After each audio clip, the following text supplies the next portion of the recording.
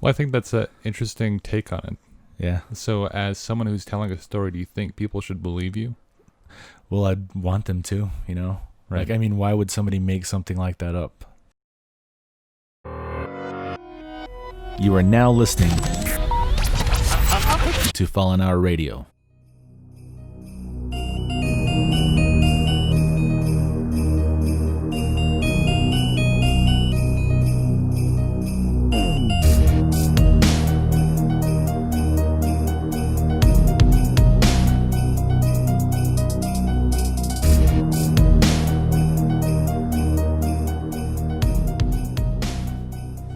So, anytime I hear a ghost story or any story that has to do with paranormal, I'm always kind of half skeptical.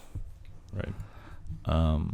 You know, just especially the ones that are kind of really over the top or sound too crazy to be real.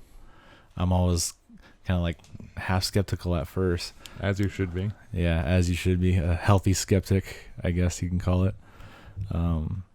Until I really think about, you know, some of the stories or experiences I've had. And when I think about that, this story comes to mind. Well, I think that's an interesting take on it. Yeah. So, as someone who's telling a story, do you think people should believe you? Well, I'd want them to, you know? Right. Like, I mean, why would somebody make something like that up? You know, like, what are they gaining out of that? Except maybe the risk of looking crazy, you know, to everybody. And, you know, this is one of the stories that I've never really told because it's just really out there.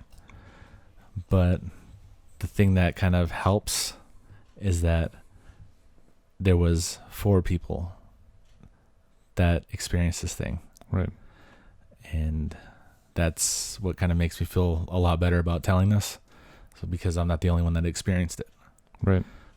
So this story happens my senior year of high school, before school started, you know, like it was during that summer. Growing up in the town that we did, it was really small and there was nothing much to do. So we just basically cruise around, you know, cars or motorcycles and stuff like that. And we'd cruise around all day, you know, night and day. And on this night, we were on motorcycles. Right. And it was me and my brother and the people that are with us. I'm going to change the names of them. We'll say it's Tina and Shauna, you know. Okay. So we were driving around and it was actually pretty late at night. I'd say it was maybe around 11:30, almost midnight. And we were driving around Crow Agency, Montana. Mm-hmm. And if anybody knows what Crow Agency, Montana is, it's the teepee capital of the world where we grew up, right, on a reservation. And, you know, that place is kind of really known for a lot of crazy paranormal stories and just all kinds of crazy stuff happen there. Like people talk about them. By locals. Yeah, by locals. A lot of these stories people don't really actually come out and talk about, just with each other, you know, like down there, local people. But I kind of thought maybe we should start telling these stories. Right. Now, this story in particular might get some backlash because of the stuff that happened and the things that I might say. As we're famous for. Yeah, like, I mean, we're known for, you know, sometimes getting that kind of feedback, but, right, you know, the majority of them actually ask for it, especially locals, you know, asking us to tell these kind of stories. So this one is probably one of the craziest. So it was the summer before my senior year, and we were cruising around on motorcycles, and it was around 11:30 midnight. And Tina was on the back of my bike, and Shauna was on the back of Elle's, our older brother. Mm-hmm. And we were, you know, we kind of drive around together, you know, a lot. And sometimes we'd split up and drive around, go our own ways, but we'd always meet up again. And I remember he went one way and I went another. We were kind of driving around for a bit, and we went to go find them. You know, thought maybe we'll just go meet up with them, see where they're at. And we ended up going through the Fairgrounds, where they have, crow fair and powwows and all that kind of stuff. And at nighttime, it's always kind of creepy when none of that stuff's there, when it's completely empty. Right. And we used to kind of drive through there really slow at night, kind of creep each other out and stuff. And it was a little creepier because we were on a motorcycle and you kind of feel more vulnerable, because you're out in the open. Right. Yeah. So me and her went driving through there to find them. And the way the fairgrounds are set up, it's almost like a labyrinth of roads and dirt roads that just kind of circle around and intertwine with each other. Well, you'd probably get lost if you weren't if you're not from there, you kind of like take the wrong road. It'll bring you around. You might circle back to where you came from, and sometimes you might be able to get lost if you're not from here, because there's a lot of entrances and exits. And we were driving through here, and it was like dead in town. There was not really many people out, and we were the only ones driving through there, and it was just silent. The only thing you can hear is basically my motorcycle. Right. We were driving through there, and it was dark, man. It was a dark night. Like the stars or anything didn't even light up the ground. Like all I could see was what my headlights lit up. And we were coming around one of the bends, and through the trees on the other side of this road, we saw something glowing. And we thought maybe that's Al, maybe that's his headlight, him and, our friend. So we drive around this bend, and we see what looks like a teepee in the middle of the fairgrounds during a time where there shouldn't be any. Right. There's absolutely nobody there, no camps, no nothing. And nobody leaves their teepees there. Nobody leaves them up. The second, like these, the fair or any kind of powwow happens, as soon as they're done, everybody just strips everything down, packs up and leaves. Right. So there's nothing there. We come around this bend, and I remember her telling me it looks like a teepee, like lit up. So we come around this bend, and we see a teepee, but the teepee's literally on fire. Wow. It's burning. And we kind of pull up. We kept our distance. I slowed up, and it was just strange seeing that. Like, what the hell is going on? We looked around, and we didn't see anybody there. It was just us and this teepee that was burning. And I was going to drive by it, but she stopped me. She was creeped out. And she said, no, I don't want to go this way. Let's turn around and go back. So I turned my bike around, and I, drove out of there pretty fast, because I started getting creeped out too, like thinking about it. I drove out of there pretty quickly, and we went to the park and thought, well, we'll just wait here. Which isn't too far from the fairgrounds. Yeah, it's not that far. It's a small place, It's just a lot of back roads and, that kind of stuff. So we sat at the park waiting, just trying to basically fathom what we just saw. We thought it was really strange. And finally, coming out of the same road that we came out of was our older brother and our friend. And she, had this look on her face like she was just kind of like, oh my God, like she had something to tell us. And he pulls up, and both of them are talking at the same time, They're both talking at the same time. We couldn't really what the hell happened? We're trying to tell them what happened to us. Right.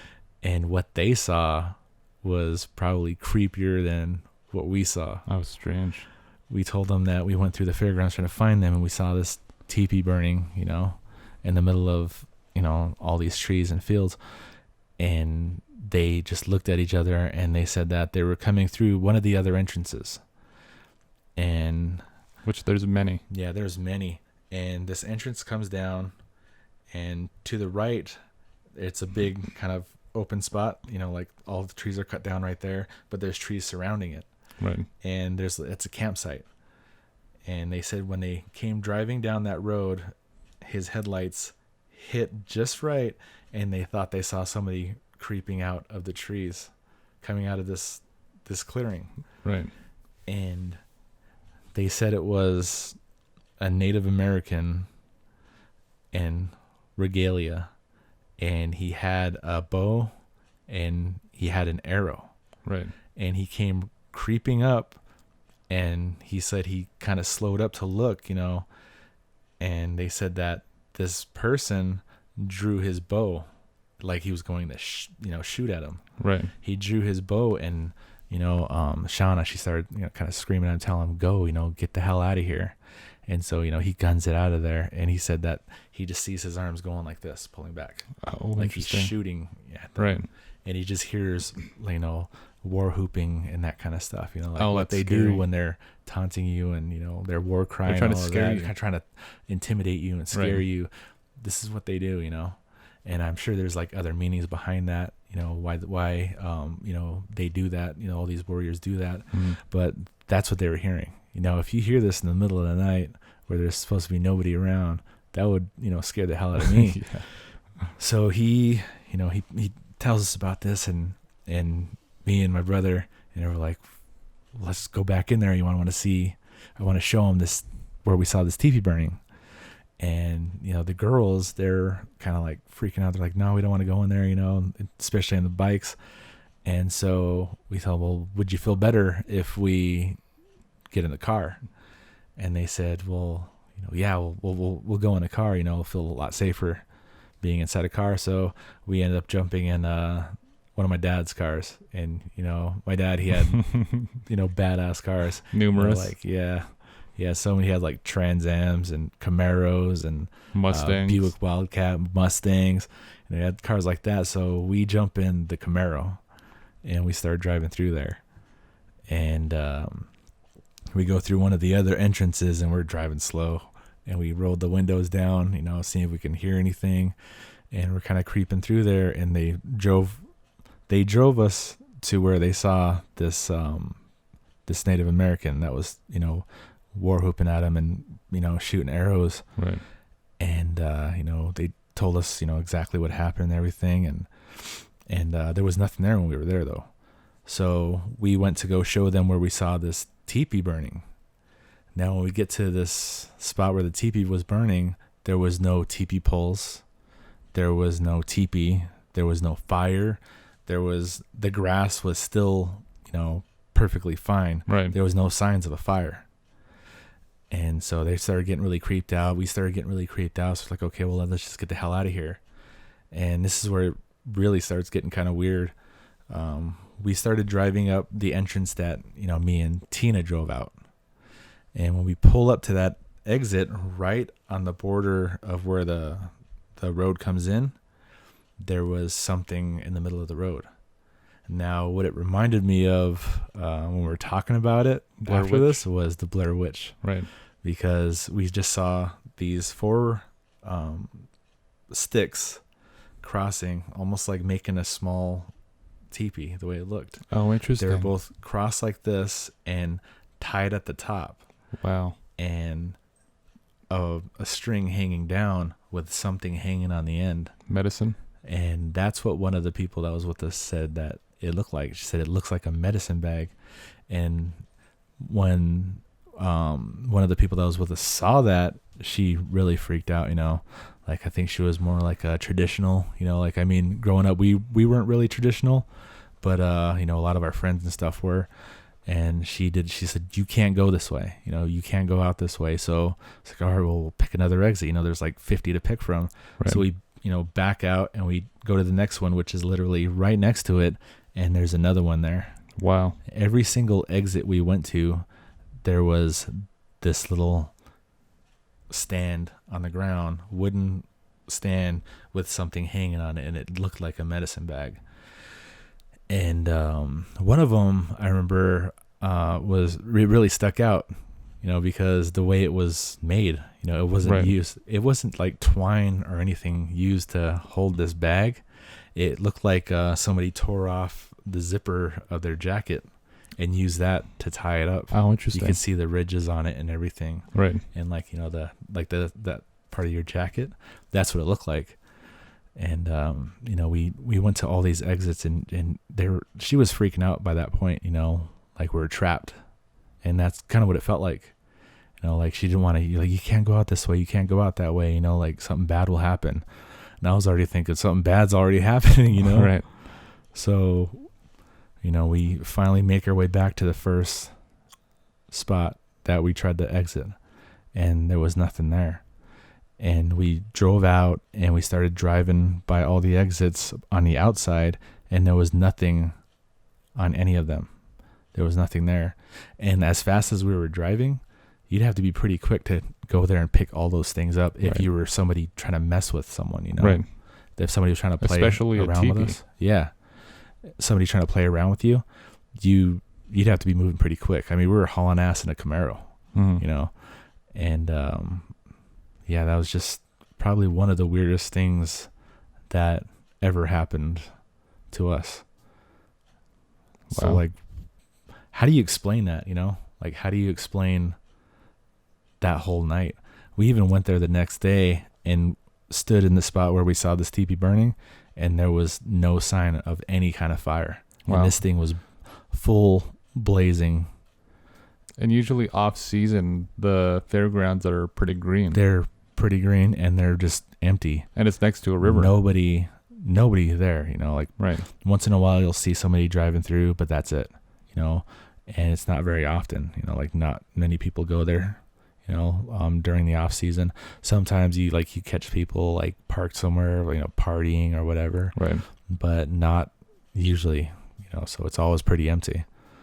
And yeah, that's just, I don't like trying to explain, like I would like to hear somebody explain what this was, Do you think that those medicine bags were there before you entered the fairgrounds? We just didn't see them.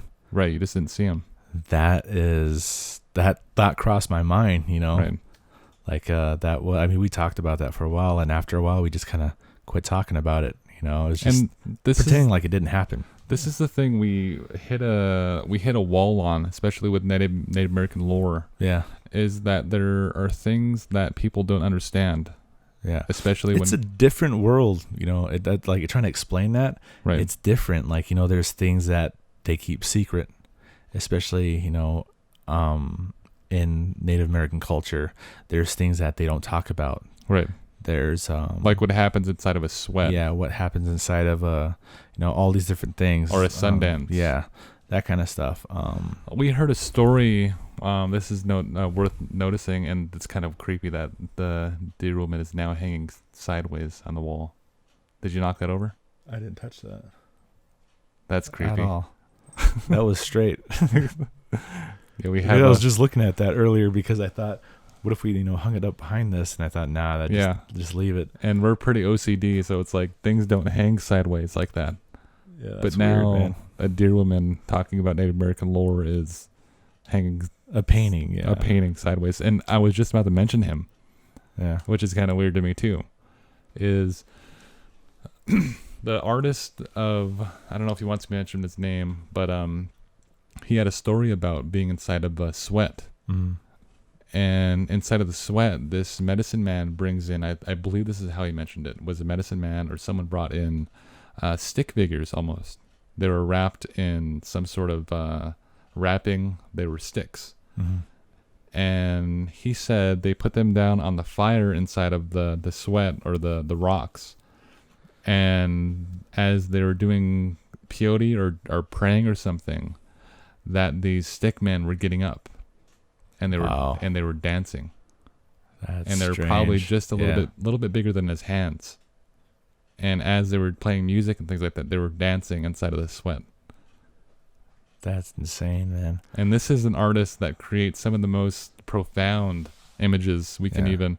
He doesn't stick to. He sticks to Native American art pieces, but in these past couple of years, we've been asking him to paint some pretty dark figures. Yeah, like he made some amazing artwork. Right.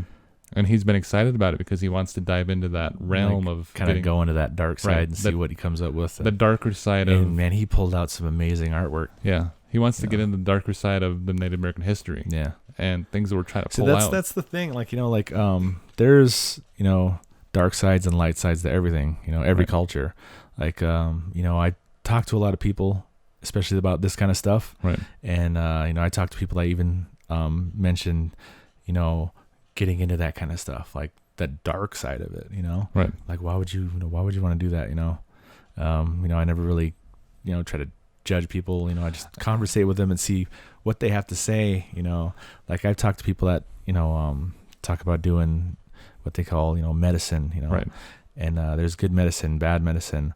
You know, I always thought there was like maybe one or two like medicine men in a tribe. Right. There's a lot. And here. this is the funny thing, because our family is not into medicine. Yeah. We're not traditional. Right. They see it as like a con side of medicine. There's a pro and a con. Mm-hmm. They're taking the con side. Yeah. Because it has bad energy, bad repercussions. Yeah. And our family, if you know our story, is they come from a line of preachers and things of that nature. So it was like a bad thing to get in that realm. Yeah. But the funny thing is, on our dad's side, there is a lineage of medicine women. Yeah. Which is uncommon. Right, which was uncommon back in the day. And this is, my dad actually has this artifact. Well, we call it an artifact now. That's what I would call it now. Yeah. And this is something that he, I think, talked about getting rid of before. Yeah. But it's a dresser. I hated moving that thing, man. Right. That thing was like 1,000 pounds. And this thing is like copper, or it's metal or something. It's straight. There's no wood inside of it. It's just a straight metal dresser. Yeah. And this dresser was said to be a medicine woman's. Yeah. And the story about her was, now we got to ask my dad again. But the thing about her was, the peculiar thing about her was that she had medicine. Yeah. And it's uncommon in the Crow tribe. It's uncommon in any tribe. The thing about her was she had a lot of husbands. Right. Now, even when she was really old, old. Right. You know, like say she was like 75 years old. Right. Her husbands were like 21, 22. Right. And they saw her as beautiful. They saw her as the most beautiful person in the world, because that was one of her, like, the medicines that she had. Right. It was like almost like a love spell. Right. And you wouldn't believe this unless you saw it. Yeah. This is the kind of stuff that, like, it's like talking to people that aren't around that or never grew up around it. It's hard to explain it. Right. And sometimes it's hard to believe. Right. Unless you've seen her. Unless you've seen, her marriages. Yeah. And the thing about her was, when she died, there was medicine that she brought out. Yeah. That she said she never used before. She wanted to be buried with her. Right.